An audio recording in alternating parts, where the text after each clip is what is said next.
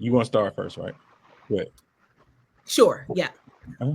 All right. So, good evening, everyone. Welcome to this live. I'm super excited to host our game night. This is actually my first game night that I am hosting. And I'm going to start by introducing myself, and then I'm going to just go around real quick. I'll have the guys introduce who they are, and then we'll just jump right into this game. Yeah. So my name is Naka C. Onilafor. I have a YouTube channel, and it's been about a little over 3 years. I make things visible about Black women. So my slogan is making the invisible visible about Black women. If that sounds good to you, I would love for you to subscribe to my channel. And for the guys here, I'm gonna have you answer. Oh, I can go first. Just introduce myself. yes. I'm sorry. It's cool. Yeah. Kmo with the Brother to Brother show. We also when we talk about take the stance of Black men and men of color, talk about mental health, stress, whatever it is, Black male. And then we also have a section where we talk Iron Circle. We just come together as Black men and we have conversation around anything that has to do with the struggles and difficulties that we have within our community and how to make ourselves better and move on to and help our communities grow stronger. So that's what we do in the Iron Circle. But the Brother to Brother show is a part of this particular podcast, and I had some great men on tonight. And so thank you again for showing up. And we about to show out. It's on you. Yes, thank you, Corey. And not forget the organizer of this.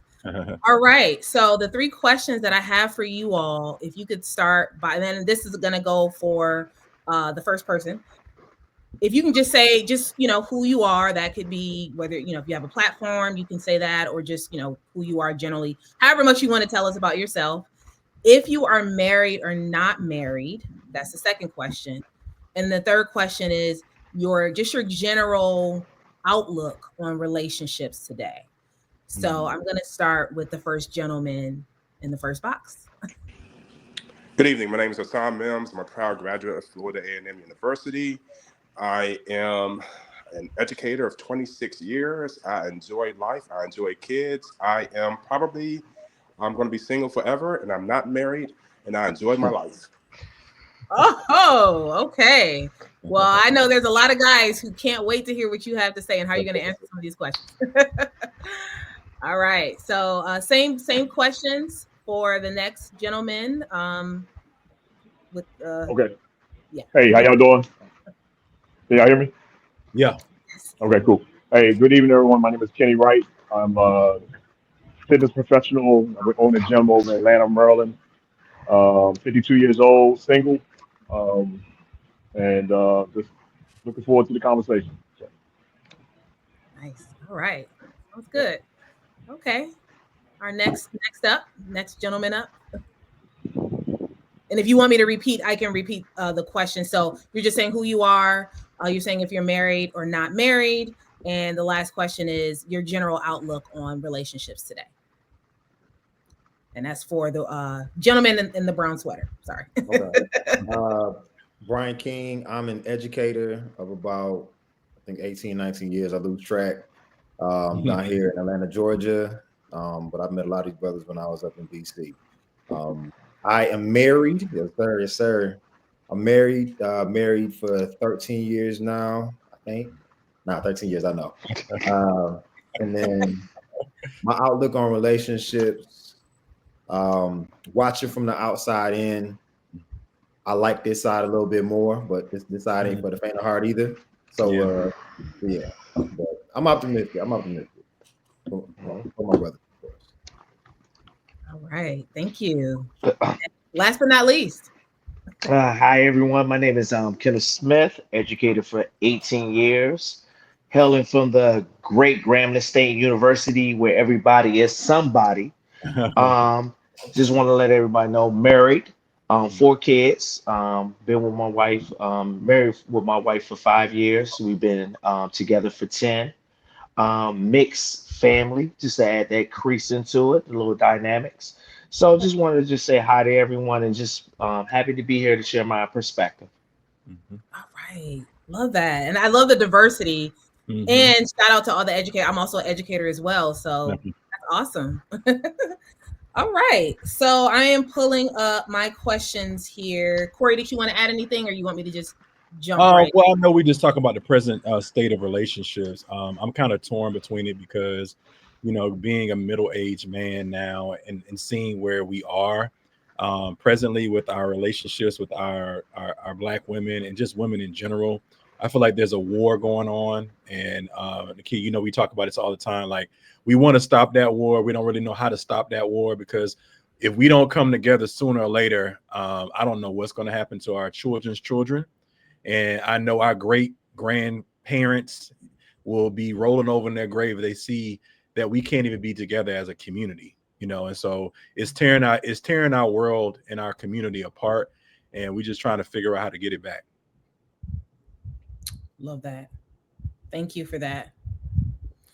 All right. Well, I am, and if you see me looking down, I'm just looking at my notes and making sure everything is functioning on YouTube, which I see it looks really good. All right, so I'm going to start with the very first question. This question is, and again, and I should probably say this again. We are playing a game called, I don't know the name of it, but it's basically you have to state if something is a red flag, a yellow flag, or a green flag. And so, or I should, yeah, green flag, yellow, red, however you want to do it. So I'm going to call out I'm going to call out the question. And then, when it's your turn, you can just say whatever, whether it's red flag, yellow flag, green flag, and why. It's okay for them to say why, right, Corey? Why? We want to debate on the yellow and the green. I mean, yellow and the red. Okay, exactly. So some more discussion around it, right? Mm-hmm.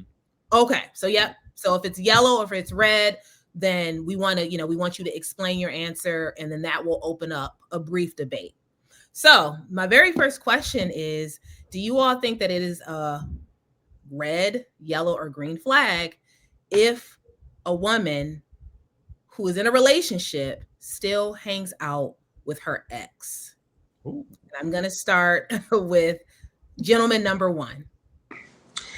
Going with yellow, just because there seems to always be a potential that something can happen, but I also believe in trust.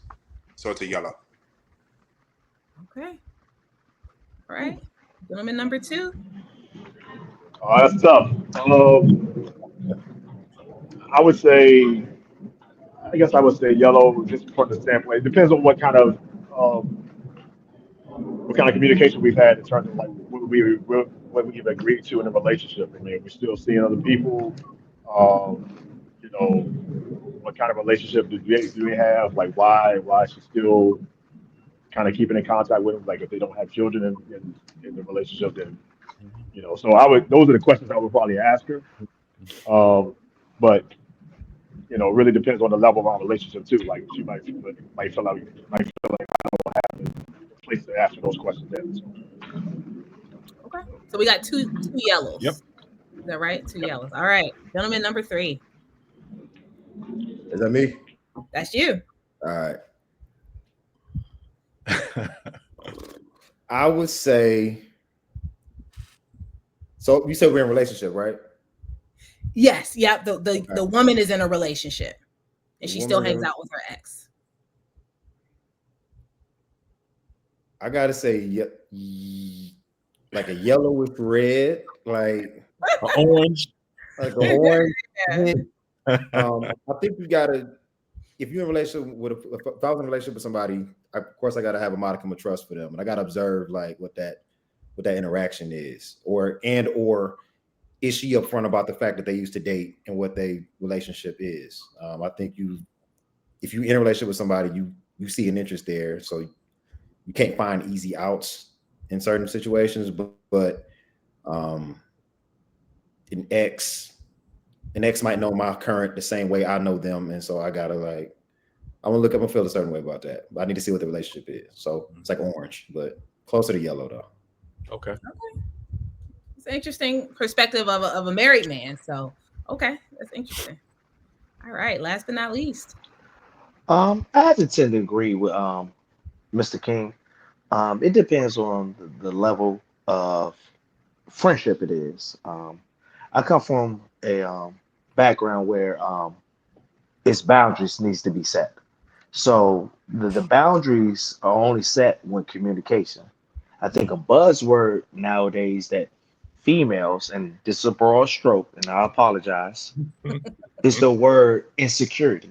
Oh yeah. And I think that word insecurity drives the conversation in a woman's direction. Because I'm not insecure because I say I don't feel comfortable. I'm not insecure because I do not um, feel a certain type of way. Take it how as you may. I'm secure enough to open up and say I don't feel right about the situation. And I think a lot of times in relationships, men and women will use these certain words to dictate how we want the conversation to go. So, in a sense, when I have this conversation or she has this conversation, we need to be open to why this person feels this way. Are you ready to receive what I say? Because I understand it. If it's off the first date, like Brian said, yeah, I may be overbearing, but if we've been dating for a while or even married and this person come around and we say we don't feel comfortable, listen to why it may be this way. And I'll leave it right there. Okay, And I like that. I appreciate the nuance. Yeah, go ahead. now I'll jump in because my wife has a friend that she used to date, but it was like high school don't count ish, but there's a friend she used to date in high school, but I know what the nature of that relationship was because she was very transparent with me in regards to what that was. And I've seen the friendship, so I don't have to assume what it is and what it isn't. And plus if it's I think kind of like Ken kind of alluded to, if it's your significant other spouse, you have you got not a modicum of trust, you have trust there. And so you may not trust other people, but I trust my significant other in every situation. So yeah, I like so I think it that. depends on the trust you have for your partner as well. If you don't trust your partner with somebody else, I think that's another conversation to have. Facts. Did you want to add anything to this, Corey? I wasn't going to, but I want to now. Yeah. So I was gonna say, I thought y'all was gonna say something completely different. I'll be honest with you. That's cool because it actually shaped what I wanted to say too. Because I have been on the other side of this at least 3 times with some women that I've dated, and their significant other did not, but because they didn't know what type of person I was, right? And I'm a very respectful. So if you have a man, I want you to be with that person. But the other person, so I've lost friends, girlfriends, because their significant other says no, you cannot be friends with me. And so that's I've looked at it in different ways. So I think I tend to kind of go in the middle as well. I thought I would be more red, but just listening to you all, I think it depends on the circumstance and how I feel. If I'm in a relationship with somebody and the other person this is your last situation, I heard all of this stuff and how much you were in love with them and you about to marry them, and you can kind of see it sparkle in their eye. I'm like, I might go with yellow on that one. So yeah. Yeah. For me, okay, I'm gonna go with it's mostly a red flag to me, and I think this is funny because I'm the only one saying that. So I don't know if it's a woman thing, but I just look at it like, why do y'all need to still talk? Like for what? But I also am very like even me, like I don't talk to any of my exes. So I also look at that. So this spills over into another thing about me kind of I don't know how you feel about this about as men, but I feel like as a woman, I don't ever fully trust and this The- I don't ever 100% trust being like really close with a man, like, oh, we're BFFs. And like, it's one thing if we're colleagues or something like that, but like thinking that a man, like a grown man is going to be like my best friend, like a heterosexual, that's just a little weird to me. So because I'm so strict on myself, I also look at because I'm married, I look at my husband and I just feel like, why? Like, why do you need to be friends with your ex? But that's just my opinion. So I don't know if it's a woman thing, but yeah, I'm strict. I wanted to share a very short story where like I was kicking it with a shorty for a minute, and then it came out that her ex, a real ex meaning that they were in a bona fide relationship, lived 2 blocks away. from her house. So I automatically was like, we can't talk no more. So yeah, like I think there's some things that Oh, depend, but yeah, if you're in a bona fide relationship and that dude lives 2 blocks away, she was just like, I don't understand. Yes, I'm sorry, you are great, but we're not going to work. Facts. Yes. And I actually have a quick story. I don't want to stop anyone else. This is really quick, but before I was I guess was it, yeah, before I was married, I had a male friend.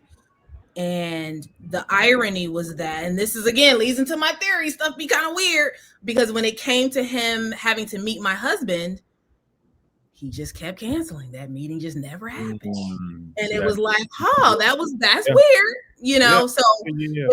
it's almost make you question, like, well, were you really just trying to be friends, Right, And so right, then I right. since unfortunately had to cut him off because that was just awkward. So I think it can just be kind of tricky when it comes to the whole, now that's a little different situation because I never dated him or anything like that, but just going into just this idea of just being friends with people of the opposite sex, and like Yeah. it can get a little muddy. So any other perspectives before we move on? All right, next question. Uh I like this one. So if a woman is in a relationship and she is posting sexy pictures of herself on the internet, on social media, is that a red flag, a yellow flag, or a green flag? Whew, that um, I feel that if I just am interested in kicking, so number one, let me start with the answer. The answer initially is going to be yellow. The initial answer is going to be yellow because if we're just trying to kick it, I don't care.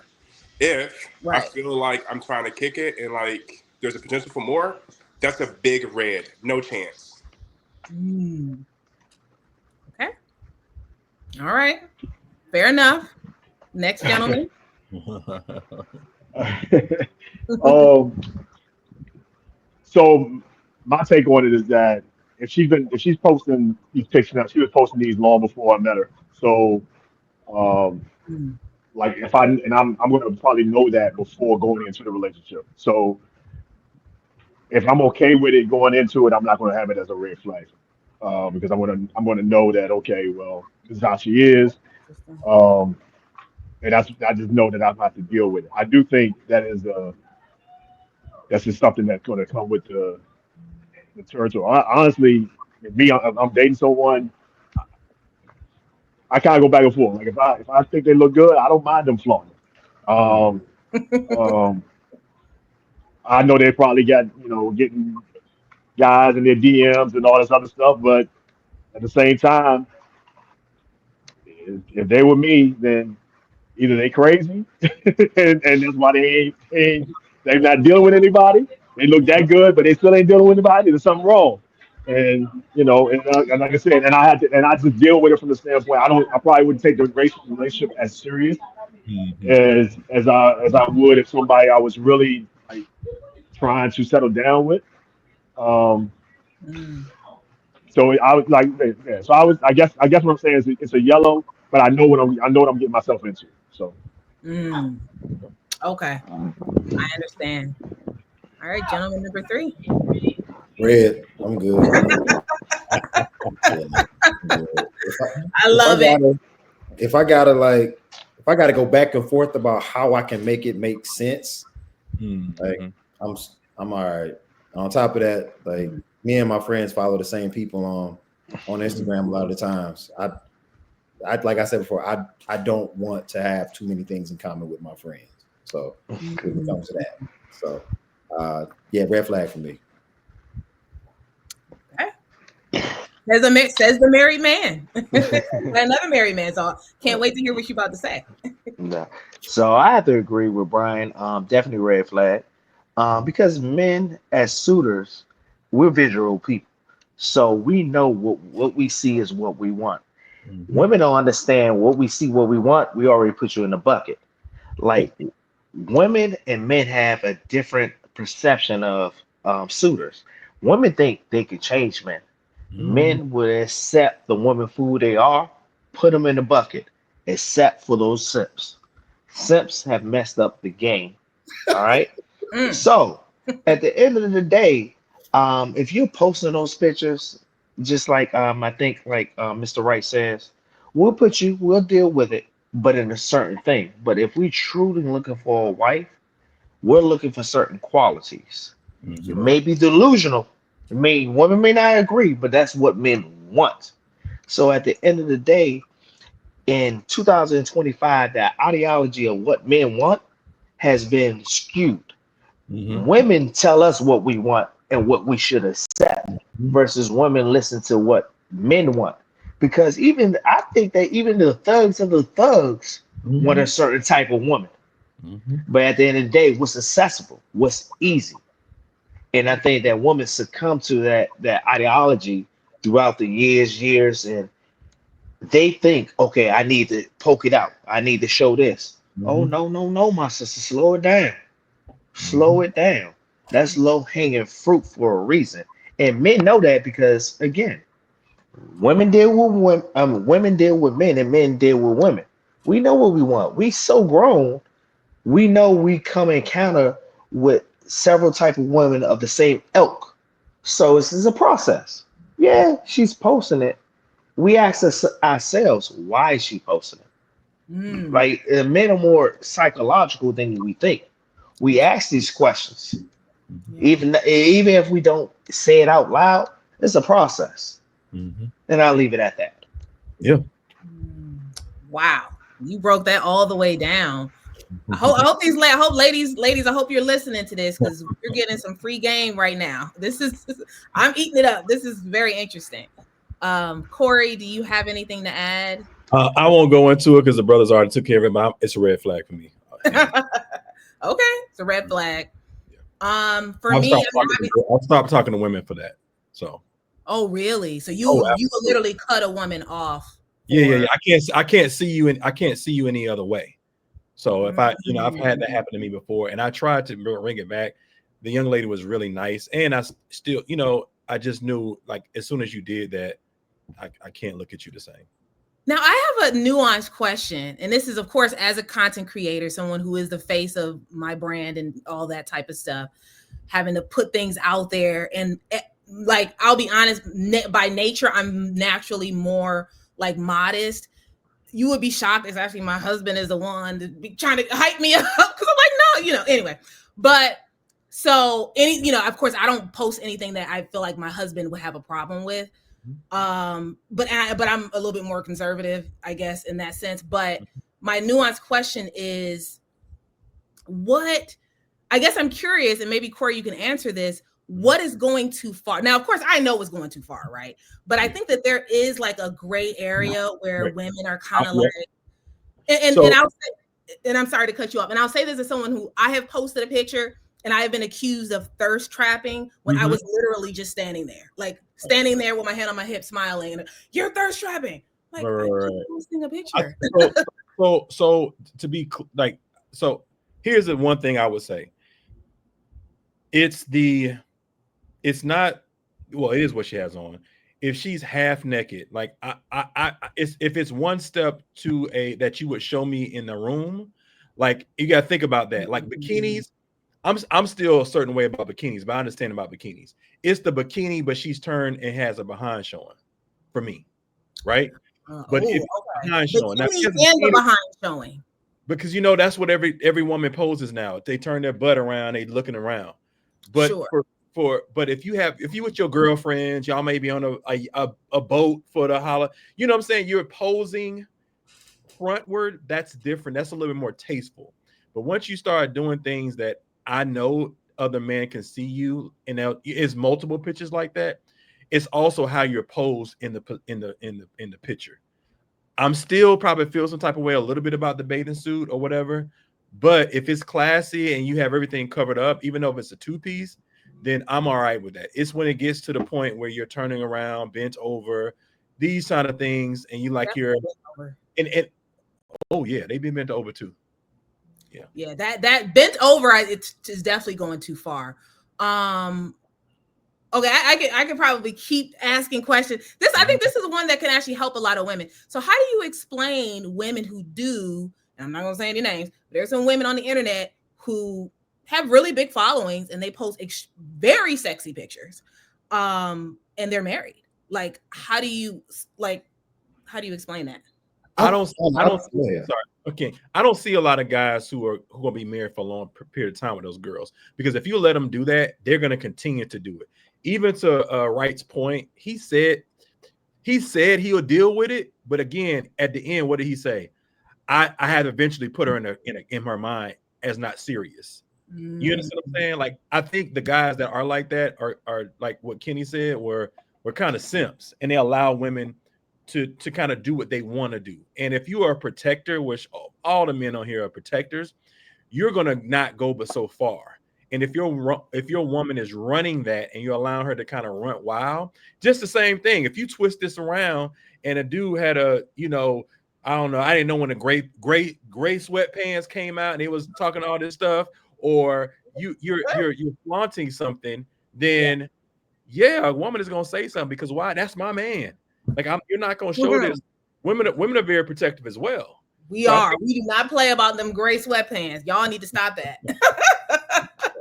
Yeah. I'm sorry, King, go ahead. No, but you touched on it a little bit, but some of the women make a lot of money doing that in that regard. And like, as I said, to each his own. It's not for me, and it's not for, and the thing is, it's not for me to say what to draw a line in the sand for everybody. Like, there's some folks that are okay with that, and that might keep the lights on in their house. But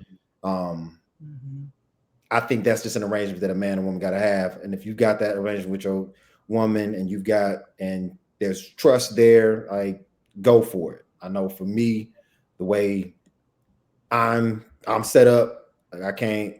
That's not gonna work for me. That's not gonna work for me. But that's it. But for everybody else, to each his own. But people got to make their money the way they're gonna make their money. And if it's all okay, money ain't good money too. And you know, when it comes from a certain way, and that integrity and moral things, when it later on down the line, that stuff is always a back in your face. Oh, for sure. Oh. But like, to Ken's point, it's a lot of individuals that are okay with that are gonna take that.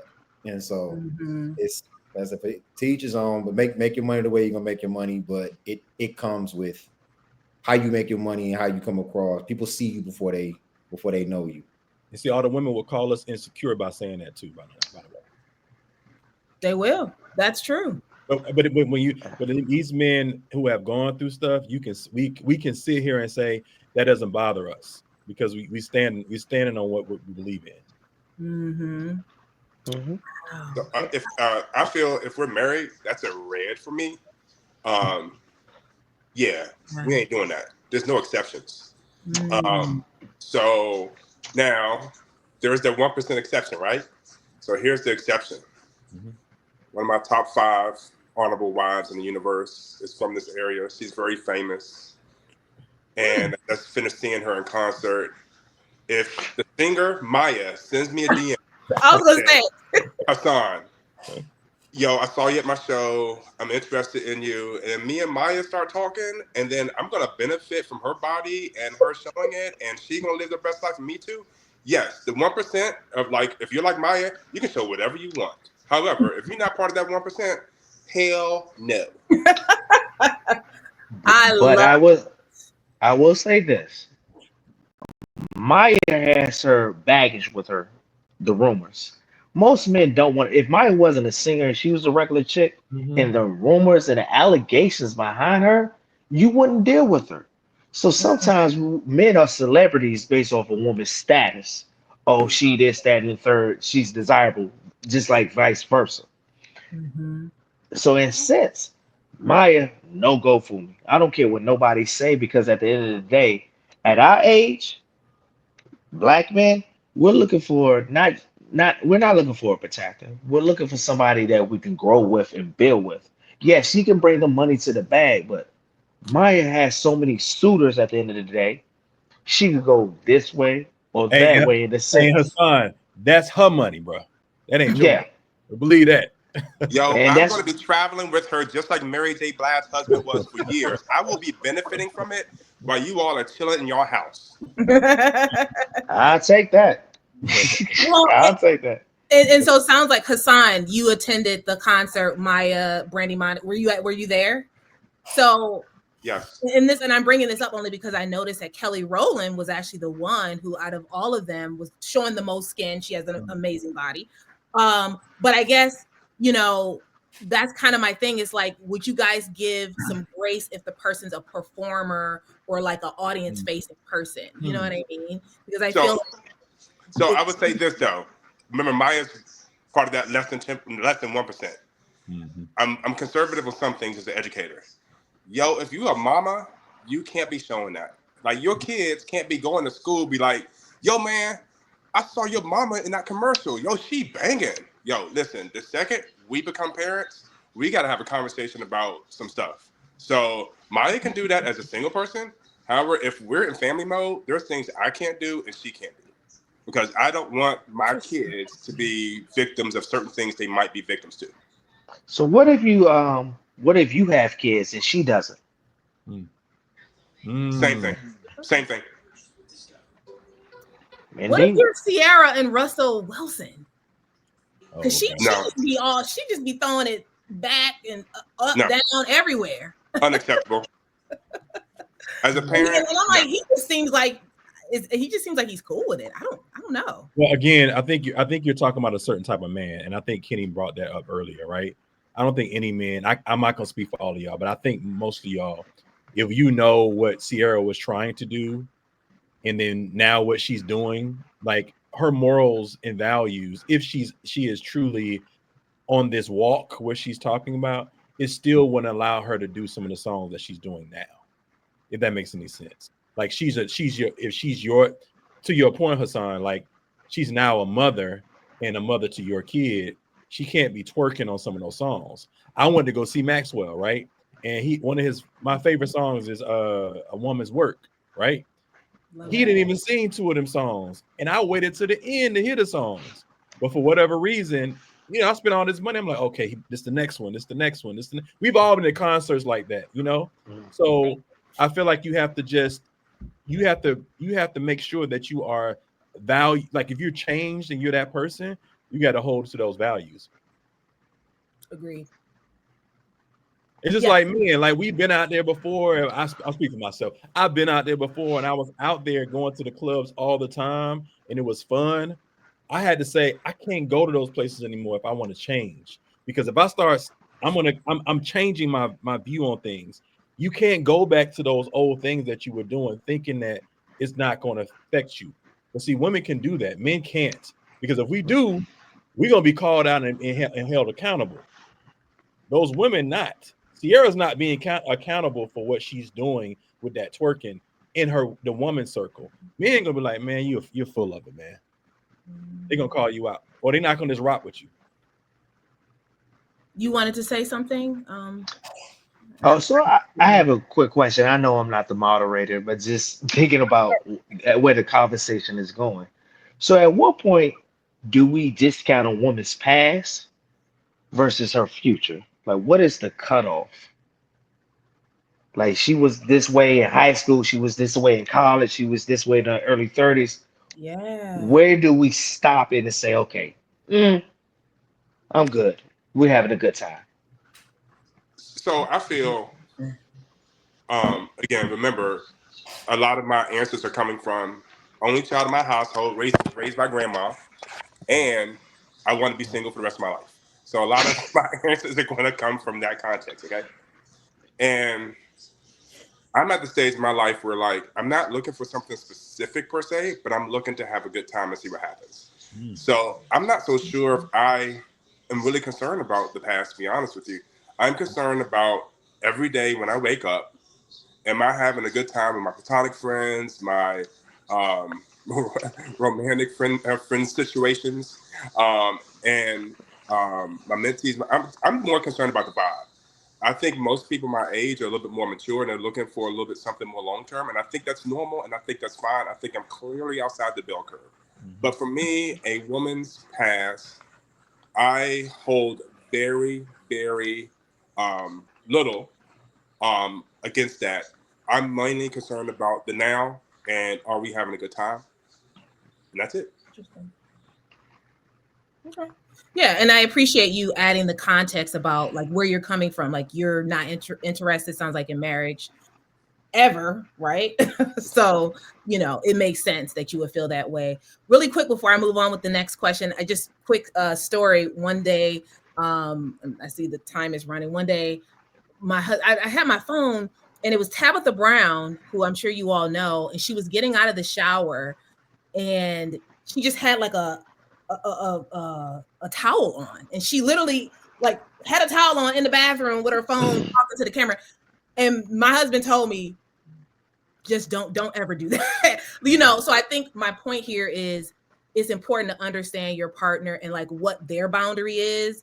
Like those intimate moments, you're in the bathroom and stuff like that, you're all wet from the shower, half naked, like that's just kind of versus some other things that he might be okay with. So I just wanted to kind of add that piece before we moved on. But yeah. All right, so all right, next question. The woman is in a relationship. This woman is in a relationship, and she believes that a man should always pay. Is that a red flag, a green flag, or a yellow flag? Super red flag. Non-negotiable. Okay. And can you say why? I think that the norms of today, like I'm not expecting her to like pay 50-50 or we like alternate who's paying or anything like that. But the idea that like I'm gonna pay, you're saying pay every time. Do you So expect that the I'm man saying no. pays? So if I were to use that same social norm, am I going to expect her to cook every day and she's the only person who cleans, and then I'm the only person who takes out the trash, and then she's never going to pump her gas? No, I don't believe in social norms. Like that's lame. I believe that I'm still going to be a man. I'm going to take care of the majority of it. I'm never going to ask her to pay, but the idea that I'm going to pay every time, then if I do the converse about that social norm, that means she's going to cook every day. That means that she's cleaning the house, and that means that she's going to do everything I ask, and that's not fair. And I don't believe in that. Can I ask a caveat question? Is it like when we go out, or is she talking about just in life? Like she doesn't touch anything. Ooh, what do you think, Corey? How should we frame this? I think it's just dating. Like you're trying to get to know somebody until you all make it official. Let's use that, and or that's what people, you see the guys on YouTube saying that all the time. They ask the question, do you think a man should pay all the time for the dates and when you go out? Take be what's the word they're using now? Be taken care of, or in their soft girl era. Yeah. Okay. So the context is like in the dating context. Okay. So the man is supposed to pay. She expects the man to pay for every single date. Every time they go out, the man is supposed to pay. That's the context. We're not talking about like bills, light bills, and electric bills and all that. So, all right, gentleman number 2. I'll say red flag only because I've been in this situation. I've been in that situation before and it didn't turn out well. So, um, so yeah, I was dating someone and she believed that the man should pay for it all the time. I should come around, open up a door for her. That uh, that the man should take care of her. And and I mean, I grew up. I got 3 brothers. I've grown up where they taught me, you like that. Yeah, you take care of the woman, right? You do. You pay, and I have no problems paying. I'll pay first day, second day. It doesn't matter. Like it doesn't matter. But there's a difference for me when it comes to when you expect it all the time, right? And when it's expected, it just takes away from like the the chivalry of it. It takes away from you being able to, Sure. as a man, say, okay, I'm doing this because I want to do it, not because you expected me to do it. And so like I said, I definitely like I would. I would turn away from now, going forward. Like I wouldn't deal with a woman that just expects it all the time, because it's it's it's more, it makes the relationship more transactional, and Mhm. that's not, I don't want to be in a relationship like that. And in many ways, maybe it also feels like a entitlement. You know, that's Yeah, and I mean, honestly, that's how she felt. Was, she was entitled to have certain things, and then, and women say this a lot about, I'm not going to give, I'm not going to play wifey to a boyfriend or to a man, but they expect the man to play husband There you in go. the situation, right? So, they expect the man to play, do husband things, but they're not going to do wifey things in a relationship. And so I'm not, when I see that stuff, that's when I'm like, okay, I'll just move on to the next. I'm sure if something popped off, she would expect you to protect her, jump in front of whatever danger, and Right. yeah. So Yeah. that's interesting. All right, Yeah. gentleman number three. For me, I say red flag. Primarily because I think when you're dating, for me, when I went into dating, I would go in there. I expected to pay. You know what I'm saying? I expected to pay, and that was expectation. I know for me, like that was what I was taught, is that you expect to pay. I think the one thing I watched while dating is that, was there any willingness to pay by my partner? I Mhm. think that was the one thing that I would watch. Like if we were dating for a while, and you asked me out this night, but you never opened your purse. Like, "Okay, I'm gonna pay for it, but I'm taking a note. I'm taking a note because that translates for me. It translates into other things. Like so for me, when I went out, I always expected to pay, but I always watched to see what the willingness was to lean in, because I think that translates into an actual relationship. If we are if I am holding down this portion, are you willing to lean in here? Like, I think when you look at data in I don't want to say real relationships, but marriages, a majority of marriages aren't a 99, 1%, 100% on one partner. It's a partnership. Somebody's holding on this aspect, or somebody's holding on that aspect. So I think it's an unrealistic expectation to expect. Like, it's not when our grandfathers and grandmothers were Mhm. like, we're doing it. Like, it's different now. Like, it's just Mhm. this economy. At the same time, like, I think as a man, I do expect it, but I'm watching to see if you're willing to pull out that purse and lean in. Like, if we go out 100 times, cover two, cover Yeah. cover two. I cover the other 98. Cover two, especially the ones if you ask me out or anything like that, especially early on the stages. It shows something. It shows something. I appreciate all the different perspectives. But as someone who's married myself, even as a woman, I can see exactly what you're saying. And for me to never, ever, ever go in my wallet would also just be seem very selfish and very like, you know what I mean? Like, yeah, I think treating your man from time to time feels good. Like you want to Yep, do that. So we yeah, want I totally agree. And I we think want it's that. a red flag to not ever open your wallet as a woman. Sorry. Gentleman four. Uh-oh. Sound. We can't hear you. I'm fleshing out this thought process because I think a lot of women don't understand that a man don't want um, equality in the relationship. We want equity in the relationship. So we understand that we don't bring the same thing to the table always, but we want to make sure things are balanced. And I think that the biggest thing that for a man is really not financial. A man's man, I don't Yeah. care how much money he make, it's really not financial. A Mhm. man wants to feel very secure in a relationship, want to make sure he's taken care of just as much as a woman. And women don't understand, yeah, we wear our masks because at the end of the day, we have to. We say certain things because we have to, but at the core thing, we want to feel safe in the space. That's why a lot of times around our boys, we can feel like blah, blah, blah. We can say what we want to say, act like how we want to, because that's a safe place. And biggest thing with men, not the biggest, top three, is that financial stability. Because at the end of the day, whether you're married, single, it falls on you. More so when you're married and have children and responsibilities. Yeah. That family thing falls on you. Every decision that you make every dollar that you spend, whether Mm-hmm. you hear, even as a father and a married man, I don't think about when I'm here. I'm thinking about if I die right now, Mm-hmm. how is my family going to be taken care of?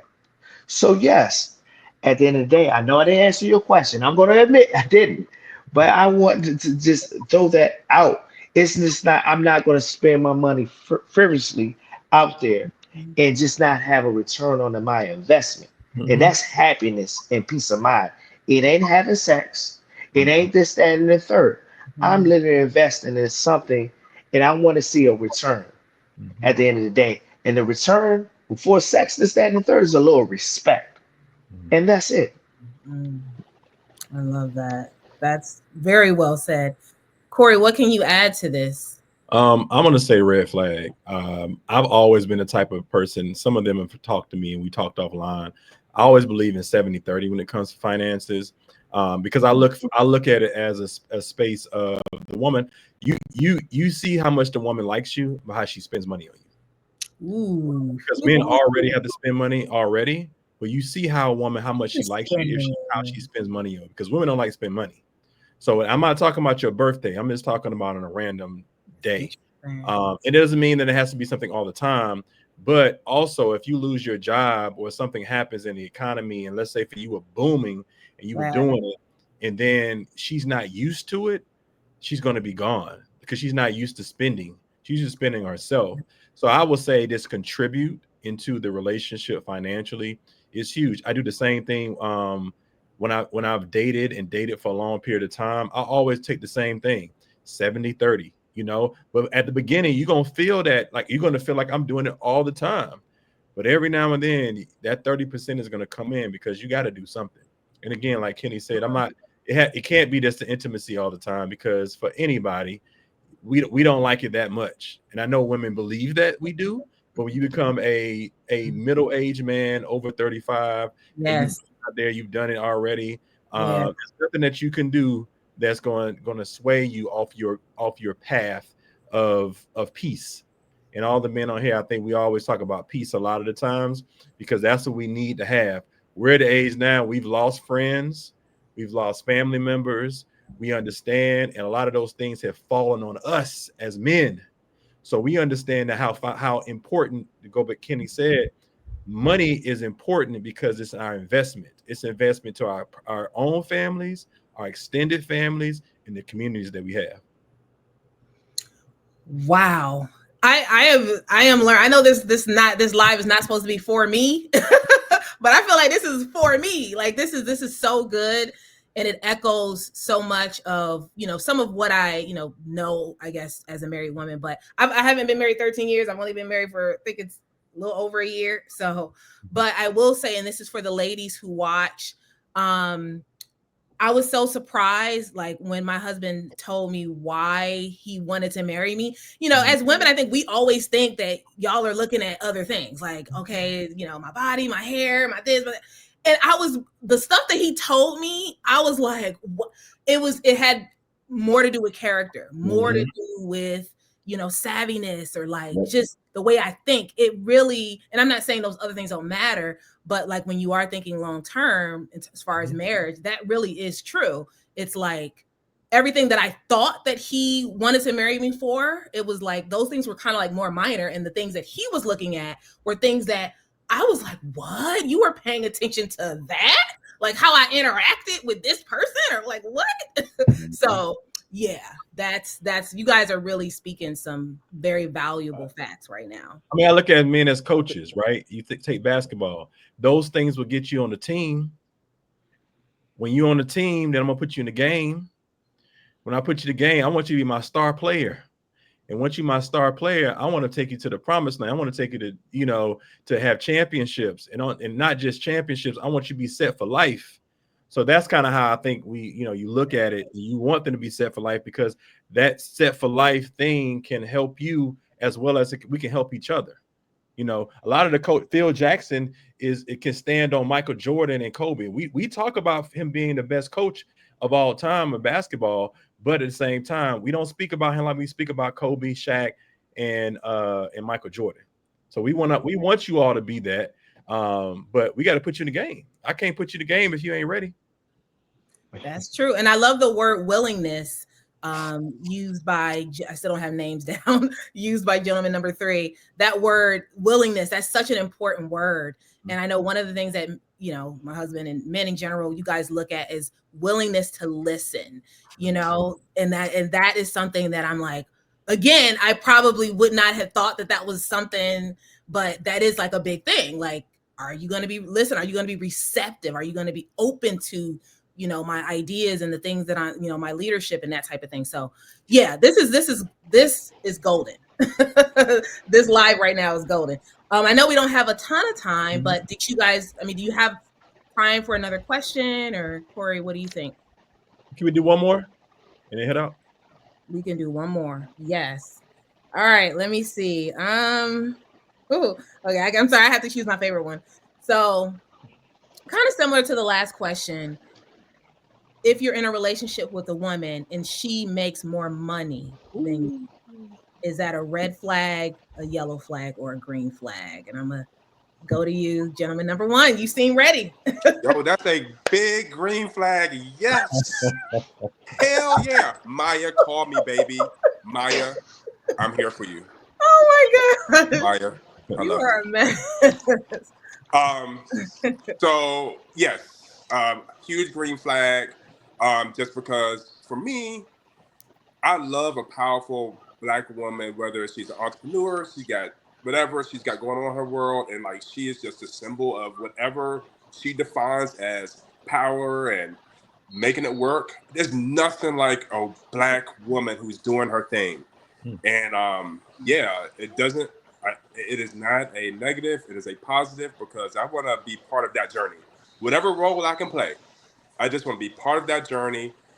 Successful black women, it is amazing. Huge green flag. I want to be part of it, and whatever role I play, I'm cool with it because I want her to be the best. Wow, I was not expecting that. That was okay. All right, gentleman number 2. So I say that I've been on both sides where I've made more and and she's made more than me.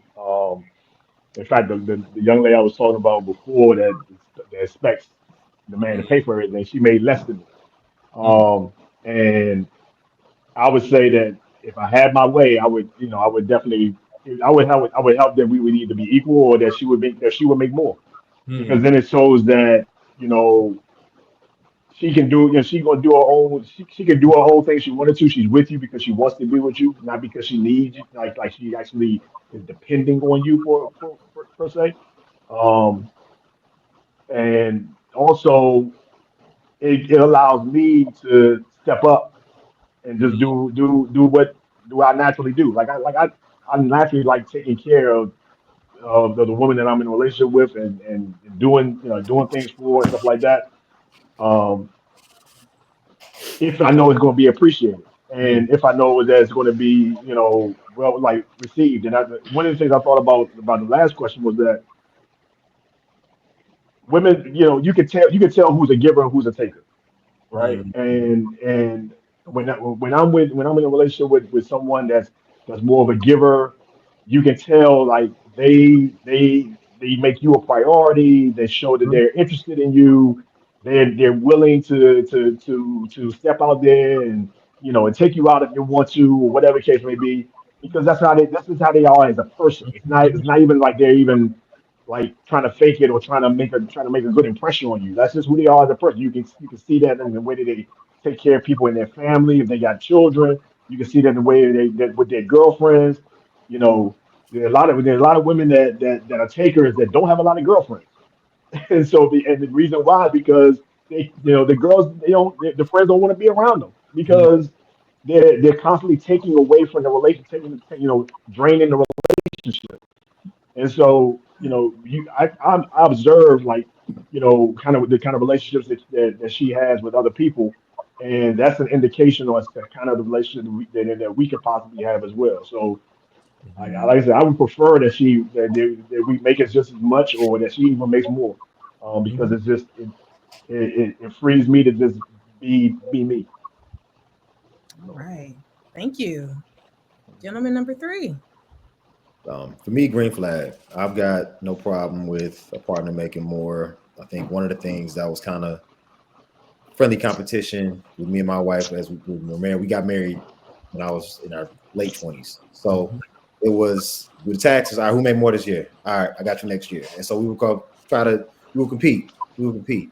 But I think a different nuance is that coming into a brand new relationship with somebody uh, who is making more than me. If I was out there, the one thing I would want to be mindful of or pay attention to, because I see this in my some of my high earning friends right now that are still dating. Can you can you make more and be a partner? Can you make more and be a partner, or what is making more than your partner? How does that show up in a relationship? I think that's important. Yeah. Um, and that comes with all of the things that can venture off into a whole other conversation. But I think that, and I think that's true for men too. I think sometimes men can come into a relationship making more and expect a woman to fall in line to a specific position, and that's problematic as well. I think a real relationship is a partnership, and everybody has their role within a partnership. And if you, regardless of what your doctrine is or what your background is, if it's Christian or whatever, like everybody's got their roles within a relationship, and the income shouldn't dictate that, but it should be a motivate. It should be it should help each partner be motivated to be their best version of themselves. So for me, long answer, short question, but a woman having more money than me is not gonna be a problem. All There's more right. money in the household. Okay.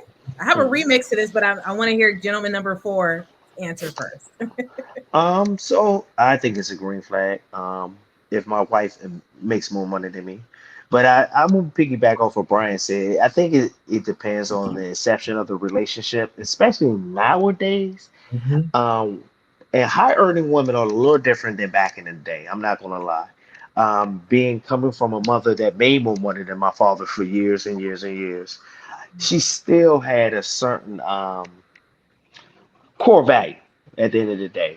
She didn't want to do everything that the Joneses are doing.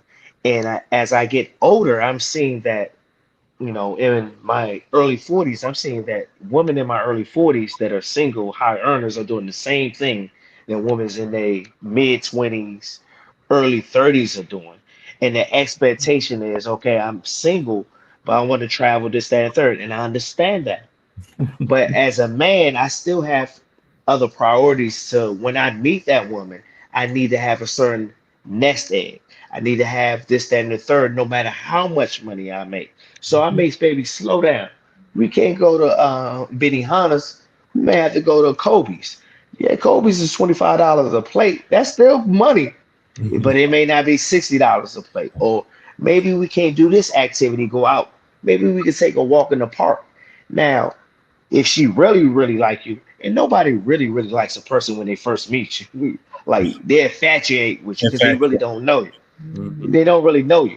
They're gonna chase the bag regardless. They may really like you, but old boy may call you this, that, and the third. So at the end of the day, I think it's an inception of the relationship that really dictates how a person treats you, whether you're a high earner or low earner. For men, it's different for women. A man will wife will chick out of McDonald's because he thinks he has potential. The woman is looking totally different than the man. And I know one would get killed in the comments for this. So green flag, regardless. Go and get that money, boo boo.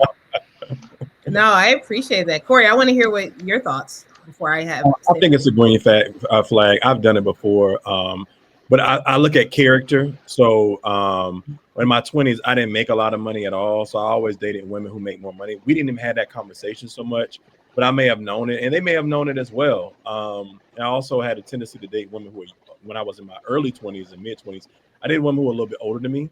So I knew they made more money than I did. So they weren't with me for the money, you know. So I didn't have a problem with that, and I really didn't care because at the end of the day, I still was taking them out and had to show them a good time and Mhm. make them laugh and all this other stuff that they you got to do. So that wasn't a problem for me. I just think that women nowadays, not all women, I hear it a lot. They want their grandfathers or their fathers protection and covering, but they're not willing to do what their grandmothers and their mothers did. So Well, that's the problem when it comes to finances. Men ultimately want to protect. We want to take care of. We want to make sure. We want to see you happy. We really do. Sometimes it can't be the way that they want it at the time, but that is ultimately our goal: is to make you happy. I've seen my great uncles do stuff and say, "I'm not doing that for you, Mary Kay, or Alon Renia, or Luis, all these old names back in the day, right?" But at the end of the day, you'll see them for whatever reason break their back to make sure that they had that refrigerator that they may not have been able to afford, or work a double to make sure that they had something. It may not have came when the immediate satisfaction, but it may have came down a little bit later. And I think a lot of times people nowadays they want it immediately. And if you tell a woman no, then that's where they draw that line, because the money has taken over who they are, as opposed to you using the money as a tool.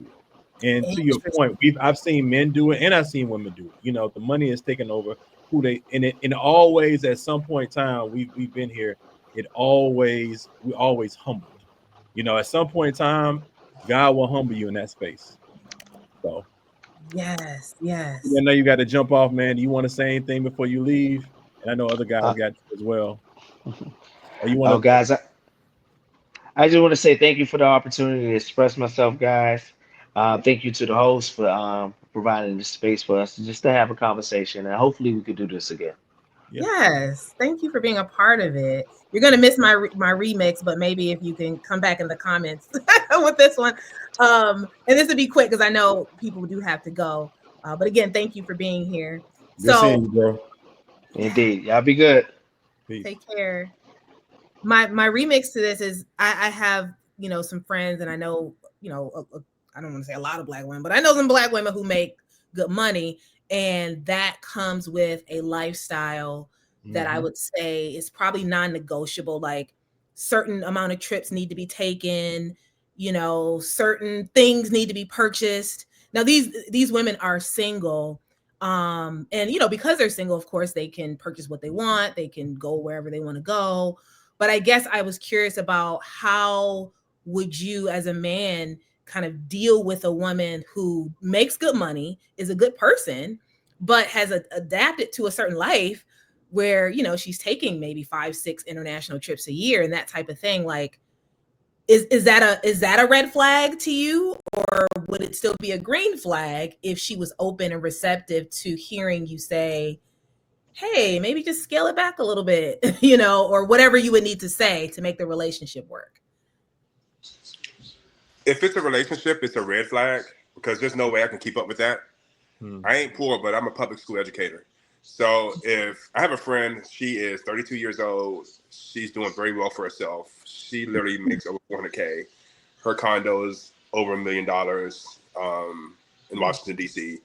And like I'm just like if I had a romantic relationship with her, there's no chance that I can keep up.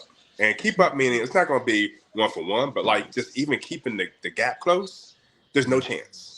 So if I really want something long term with someone, and I know the gap is that big, unfortunately, I have to analyze myself and be like, you know what, that's not the lifestyle that I want. Number one, and number two, financially, there's no way I can even contribute and keep up. So I've seen this in some of my friends' relationships, and I've seen it work very well. I think that both parties have to show up understanding what the circumstances are, and I think you got to be willing to. I think both people have to be willing to adapt. I don't think one person has to adjust to one person's lifestyle. I think both people got to be willing to adapt. If you're the sister making 400K and you've decided to date somebody making 80K, you've decided to date somebody that's not in the same tax bracket, and so you've got to show up and adapt the same way he's got to show up and adapt. Or if she's got to show up and adapt, that person or the brother's going to be going into spaces that 80K brothers ain't going into 400K spaces the same way. That those are different spaces. He's got to adapt. She's got to adapt to being with an individual that doesn't navigate those spaces. So I think it's got to be somebody adapt to both spaces. I think it's a red flag when somebody's not willing to adapt and compromise. I said, if you're not willing to adapt and compromise, you're not really willing, you're not really ready for a relationship. Because I think if you're a high earning woman, I think you've got to kind of take the same approach as like a high earning man, whereas you can't expect to find a partner that's going to be where you are. It's gonna be nice. Like that's dope. If you making your 6 figures and you find somebody else who make the same 6 figures as you, but it's not as likely to adapt. So both parties got to be willing to adapt. If there's nobody's willing to adapt, it's a red flag. Got it. That makes total sense. Anyone else want to jump in on that? Corey or gentleman number 2? Well, I would love right to see if your experience on that. Yeah, no, I would agree. Like it does take two to adapt in that situation when the gap is that big, or when you have somebody that when you have a woman that's like I said, like traveling, for example, like or likes expensive gifts and likes expensive, you know, jewelry and clothing and stuff like that, and they're used to, you know, having those things. Um, yeah, I mean, it's, you know, it may just be one of those things like, you know, I like you, but that's not like I don't want to be in a relationship where I'm feeling like I'm trying to keep up. Like it's just, you know, because then, you know, there's going to be some regret there, or there's going to be, there's going to be some expectations on her end that may be unfulfilled. And so, you know, when that happens, I just think there just needs to be more communication up front about what's expected, and if each person is willing to, like you said, adapt and make some be willing to sacrifice some things that they've been used to, then maybe it could work. But you know, most of the time, you know, if that's what you're accustomed to, you know, you don't necessarily want to change that, and I don't want to necessarily change you. Like I don't want to come into the relationship and trying to force you to you know, say, oh, we ain't got to take 5 trips, let's just take two. Like, no, you hear me? You know, like if that's what you're used to doing, I don't want to change that, because then you're going to start to resent, like you're going to start to resent me at some point. Like you may try to do it to keep a front in the beginning and try to be amenable in the beginning, but eventually you're gonna be like, you know, I want to get back to taking my trips like I used to. And so I just think that, you know, you can try to have the communication up front, but ultimately it just may be the thing where it works for a time until it doesn't. So. I agree with that. I appreciate that. Do you have anything to add, Corey? Repeat the question one more time if I answer. It's just black, well, I'm saying black women, but we're talking about black women probably mostly who make good money, and because they make good money, they have a certain lifestyle that they've adopted, taking a lot of trips, buying expensive things, maybe getting a new car when they feel like it, just, you know, living the single life. And then say this person meets you and they want to maintain that same love, that same, you know, level. How do you, I mean, is that a red flag that they would want to maintain that same level, and how would you deal with that? I'm probably going to go. I'm gonna try this a different angle. I'm gonna say I'm kind of repeat what everybody else said, and just kind of piggyback on it. But especially what Brian said, like if two people come together, you have to adapt. But my only problem with that, and I've said this over and over, and my brother's gonna get me because we talk about this stuff all the time. Financial advisors say that we're supposed to have 6 months of our 6 months of safety nets, right? And they say Right. they say 70% of people don't have that, no matter what tax bracket you're in. Facts. They also say, my financial advisor also said 70% of people money come in, money come out. So when I hear these things, no matter, and it's millionaires, it doesn't matter. This is what the United States of America says. So when I hear that all the time, and then I'm like, I don't feel bad for people when it talks about the future and you are not preparing and planning for the future. So when I have to see, and also, I hate to say this out loud, and we've talked about this on like one-on-one, but you know, a lot of us are in debt, and especially women who have all these degrees, net to income ratio is a thing. So Indeed. I know women who I've talked to that go on tons of trips, but they have a lot of debt. They Oh, have a lot of, absolutely. we've all got caught up in the financial debt with student loans, right? College Mhm. educated. But when you look at the ratio and like things of that nature, I always wonder because until you actually sit down and see what the person's finances are, you won't really know if they're going on those trips or not. And I always go on a trip and it's paid for. I never really put too much on credit cards unless I bring it. That's just me because I don't want to worry about that when I come back. Mm-hmm. Women are saying this stuff, so that's why I'm trying to take a different approach from this. Like, unless you are having the money to pay for the car and you have a Porsche or whatever, because a lot of times and I hate to keep saying this, when women buy cars, they don't know the maintenance on cars. They don't. It's I not when you look at it's not when you turn the car on and you're driving it for 6 months. You wait until the light comes on. Men know, they look at that manual and they know I got to get this oil change in every 6 months. So I Mhm. think it's just a different level. I think about those things that heavy because when people are saying they have all this money, 70% of people, that's not just DC or DMV or wherever, that's around the country. So it Right. can't, who are all these people that have all this money to buy these Porsches? I never see them because then when something happens or the economy crashes, their suffering is too. So that's all I'm saying. I hope that wasn't. I'm not trying to Um, bash women. I know some who are really good at finances, but sure. typically you all move with your feelings. We I was move. just gonna say that. We spend money. We can't. We spent money when we were younger, going out in the clubs and bottle service and stuff like that. But when you Yeah. start understanding investing and stuff like that, you Mhm. can't. Those things don't matter. I'll be quick to say I need to do a pregame before I go out because I'm not spending all that money on this stuff. No, I was just about to say that. I mean, as a woman, I can say that a lot of that. But I need to take a trip. I need to buy this outfit. A lot of that is rooted in emotions, and Impulse, like I need to get these impulse. shoes, Yeah. this purse, and then competition. Women are very competitive, so you're trying to keep up with her, and so yeah, I just thank you for answering that. I think that that's an important thing, especially for the women who watch this, to kind of get some of those nuances. Because again, even though you guys are saying it's a green flag if a woman makes more, a Mm-hmm. lot of times that comes with, I know what that comes with. And I believe that it could be a problem just from what I know about men, from being married to a black man myself, and how like we're having conversations about retirement. And I'll be honest, before I met him, I'm just like, do.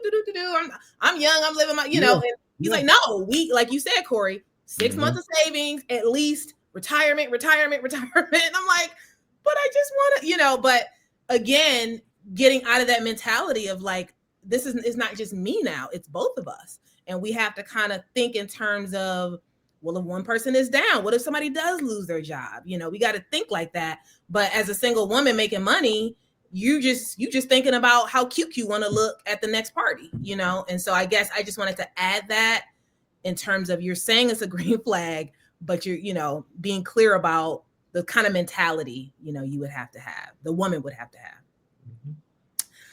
All right.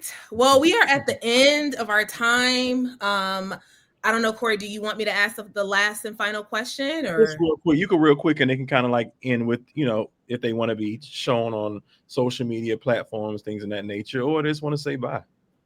Okay. So the last question is just like, how do we had a great discussion today. How do we move forward? What's next? What is the next step for Black love and relationships, or just love and relationships if it's not Black love? And I'll start with gentleman number one. I thank you all for thank you for hosting us tonight. I actually learned a few different things that I thought I knew, but I didn't know. So thank you so much for hosting us and the fellow sharing. Um, I think that steps forward are like what you're doing with your platform is having these open dialogues and sharing how we feel and learning from each other. I feel in the Black community, there's a lot of topics we stay away from, and especially our parents keep us away from them when we're young, and then we find out a lot about them when we get older by experience. So I like the fact that we're sharing our forum, people being vulnerable and respectful. So I like the idea of on platforms similar to like this one and this one that we openly share and leave ourselves vulnerable and ask clarifying questions and learn from each other. Because unfortunately, again, in the Black community, it's just a lot of things weren't discussed when we were young. Thank you. Well, very well said. Thank you. Gentleman number two. Yeah, thank you again for hosting this as well. It's been a really good conversation. I learned a lot as well. So I think, like you said, I think continuing to have these types of dialogue and conversations is very helpful because you get to hear different perspectives. Like you said, like I'm sure that um, even you as a moderator, you were surprised at some of our answers. And so like I think the fact that we all come from different backgrounds, we all have different experiences, um, but and so that when you shed light on all that stuff, it helps people to not be so one-sided or to lean on what societal norms are or whatever. Like you can just hear people for who they are and what they've been through. Mhm. Um, I told somebody the other day, they was asking like, what's it like dating, over 40, over 50, and I was like, it's like taking an open book test. Mm. And a lot of times the open book test is a lot harder than a regular test. But it's like, when you've been living long enough, and you've been through it, and, been in enough relationships, and you've had enough experiences, you learn from those things. But it's still, and you can pull on those things, but you can, still being in a relationship with someone new, it's still someone new. They're not the last person. And you still have to go into it with an open mind but still being able to learn from the experiences of your past. And you also have to be able to appreciate and have grace for what they've been through. So Mhm. um, I think that I think if we go into a relationship with that kind of a willingness to learn and to be accepting of others, I think that's how we move forward. Thank you. Thank you so much. And gentleman number three, last but Uh, not least. I said I'm optimistic. I think that it's good for. I said hopefully from this, people are open and can continue to listen to different points of view, and be open to different approaches. I think for me, whether it be politics or relationships, I always like hearing different perspectives. I think that's something to be learned. I think that for all of us that are early 40s, still dating, or in a relationship or in marriages, still dating, our spouses, of course, and still working on those partnerships. Um, I think it's good to be open and listen to different perspectives. Um, and and yeah, I'm optimistic. Corey knows I'm an optimist. He'll call. He might hit me up like, man, what you think? I think you should try it. You're like, man, no, I think you should try it. So I'm optimistic, man. So I'm looking forward to hearing stories from these brothers and some of the sisters that might be watching. Um, I'm looking forward to it. Well, I guess I'm a pessimist because even though I am married, so I will say that I should. But I think because I have a YouTube channel, because I read lots of comments from a lot of women and men, um, I, I just think it's really difficult, and I'm really glad I'm not on the dating, in the dating scene. But it seems very difficult. Again, listening to the concerns of friends and people I know and folks who've been going on date after date after date, and then there's the whole online. Well, do I meet them in person? Do I meet them on the app? And it's a lot. So I would love. I wish your optimism was contagious, and so maybe more conversations like this. This conversation actually does make me optimistic. I'll be honest, but just when I go online, it's a different story. So And I think I think online becomes a lot of folks' reality, Mhm. and that's true. it's it's not. I think it's a lens into certain things. So yeah. I agree with that. I think things are amplified online. That is actually true. You're right about that. But there's also the personal, experiences of people that I know, and Yep. my own personal. I got married at, what was that, 41.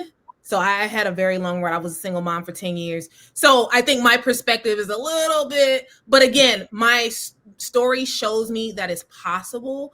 I just hope that women don't wait too late. I have a daughter who's a young teen, and my already talking with her about, again, I don't getting married for the first time at 41. That's not the goal. The goal should be, much earlier. And so, although it worked out for me at the last minute, I'm seeing it also not necessarily work out for others. There are women who are late 40s, and they're still trying. So I guess when I say I'm not hopeful, it comes from that place of like, how can we make this easier? And I don't have an answer yet. So sorry to end on such a negative note. No, it's not. It's not. It's not negative. It's not negative. All right. So I guess that's it. Corey, did you have any final words or? Well, just to wrap up, thanks, gentlemen, for always being present, always being ready to go, man. I respect, and I've texted you all this all the time. I respect your comments, your insight. I respect you as individual men to even come on and what you're doing for your own communities. I know that we fight this battle a lot of times alone. We are the men in our families. We are the men amongst other men in our communities that people go to, and that is very hard to deal with and hold that on our shoulders every single day. However, a mentor told me a couple years ago, God wouldn't give it to you unless He knew you could handle it. So I will say, you keep the good fight, and encourage the people in your community. I talk to Nakia all the time and Nika all the time about stuff like this, and she probably can't. She probably don't think that I have men around me like this, but you all keep me going all the time. You keep me doing this all the time, and it is hard. It is difficult. It's going to be hard to find that person. But when you find them, it can be easy. And I think you have to humble yourself. And I think you and I talked about that offline. You humbled yourself. You found your man because he found you because you decided to humble yourself. Yeah. And I think that's the biggest thing. A lot of women don't humble themselves and understand where they are, and there's nothing wrong with that.